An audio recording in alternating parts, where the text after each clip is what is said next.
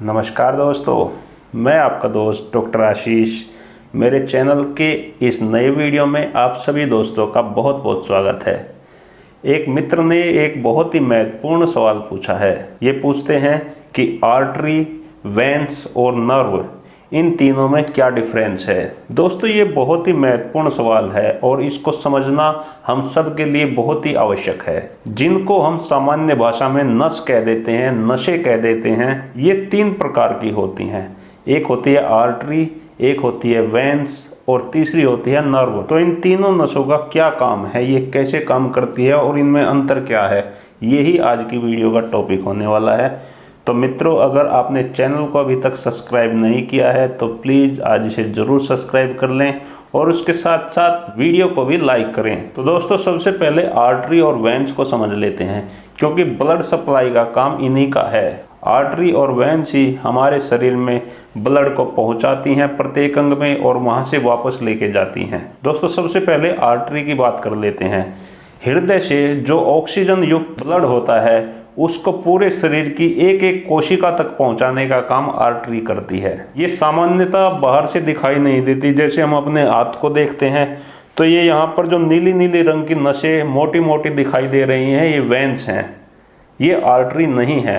Artery हमारी मांसपेशियों में अंदर की तरफ होती हैं और ये ही हमारे शरीर के प्रत्येक सेल को ब्लड पहुंचाने का काम करती हैं, प्रत्येक सेल को ऑक्सीजन पहुंचाने का काम करती हैं। आर्टरी देखने में लाल रंग की होती है और इनको शरीर में कहीं कहीं किसी किसी जगह महसूस किया जा सकता है। जैसे डॉक्टर जब आपकी पल्स देखता है तो यहाँ से पकड़ के देखता है हाथ को, तो यहाँ से जो पल्स उसको धड़कन सुनाई पड़ रही है, महसूस हो रही है, आर्टरी में ही धड़कन महसूस होती है।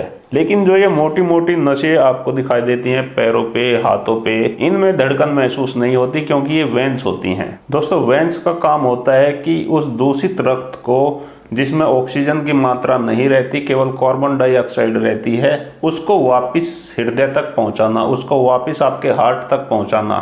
और ऑक्सीजन ना होने के कारण ही इन नसों का रंग नीले रंग का हो जाता है, हरे से रंग का हो जाता है। तो ये जो आपकी बॉडी पर नीली नीली मोटी मोटी नसें दिखाई देती हैं, ये वेन्स ही होती हैं। दोस्तों, आर्टरी में ब्लड बहुत तेज गति से चलता है, उसकी अपेक्षा वेन्स में धीमे गति से ब्लड चलता है। वेन्स के अंदर वाल्व लगे होते हैं जो ब्लड को वापिस नहीं जाने देते और उसे हृदय की तरफ धकेलते रहते हैं। जिन लोगों की पैर की नसें मोटी मोटी हो जाती हैं या गुप्तांग की नसें मोटी मोटी हो जाती हैं, ये वेन्स ही हैं जिसकी वॉल खराब हो चुकी हैं और ये ब्लड को ठीक से आगे की तरफ नहीं धकेल पा रही हैं और इस कारण से ब्लड इनमें इकट्ठा हो जाता है, जिससे फूल के मोटी मोटी हो जाती हैं। वॉल खराब हो जाने से ब्लड रुकता नहीं है, आगे की तरफ जाता नहीं है, वापस पीछे ही चला जाता है, जिससे आपकी वेन्स में खराबी हो जाती है। लेकिन दोस्तों, ये एक दूसरा टॉपिक है। मोटा मोटा अगर हम आर्टरी और वेन्स को समझे तो आर्टरी तो वो होती है जो हमारे हार्ट से ब्लड को पूरे शरीर में ले जाती है।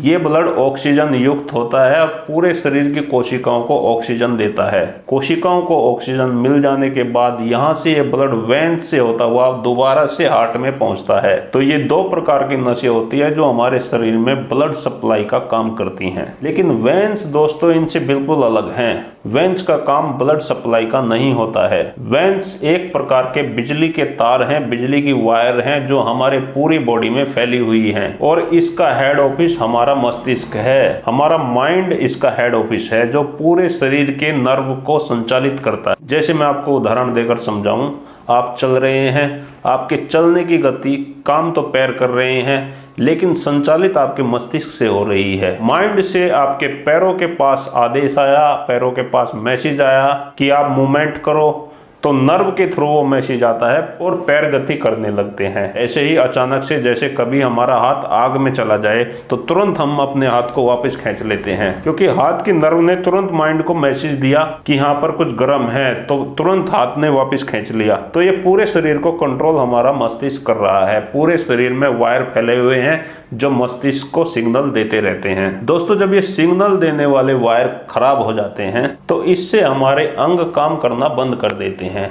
जैसे आपने देखा होगा कि साइटिका में जो पैर की हमारी नर्व है उस पर जब दबाव आ जाता है हमारी रीढ़ की हड्डी के डिस्क के स्लिप हो जाने से, तो उससे हमारे पैर में सुन्नपन आने लगता है, दर्द होने लगता है। जब ये साइटिका की प्रॉब्लम ज्यादा बढ़ जाती है तो इसमें हो सकता है कि हमारी संवेदना भी पैर की इसमें चली जाए, यानी पैर पूरी तरीके से सुन्न हो जाता है। ऐसे ही दोस्तों बहुत सी बीमारियों के कारण, डायबिटीज के कारण या हैवी कोलेस्ट्रॉल के कारण हमारी जो नर्व है वो डैमेज हो जाती हैं, जिससे हमारे गुप्तांग तक भी सिग्नल नहीं जा पाता और हमारा गुप्तांग भी प्रॉपर काम नहीं करता। यानी कि मस्तिष्क तो सिग्नल भेज रहा है कि तुम इरेक्शन करो, ब्लड की सप्लाई बढ़ाओ, लेकिन हमारे प्राइवेट पार्ट तक वो मैसेज नहीं जा रहा है, इसलिए ब्लड की सप्लाई नहीं बढ़ रही है। ये भी इरेक्टाइल डिस्फंक्शन का सबसे बड़ा कारण है। दोस्तों इरेक्टाइल डिस्फंक्शन के बहुत सारे कारण हैं, जिसमें से नर्व का डैमेज हो जाना भी एक कारण है कि मस्तिष्क से तो सिग्नल आ रहा है लेकिन आपके गुप्तांग तक नहीं जा रहा है। दूसरा कारण हो सकता है कि आपकी आर्टरी के अंदर कोई ब्लॉकेज आ गया हो, आपके प्राइवेट पार्ट में जो आर्टरी जो ब्लड सप्लाई का काम करती है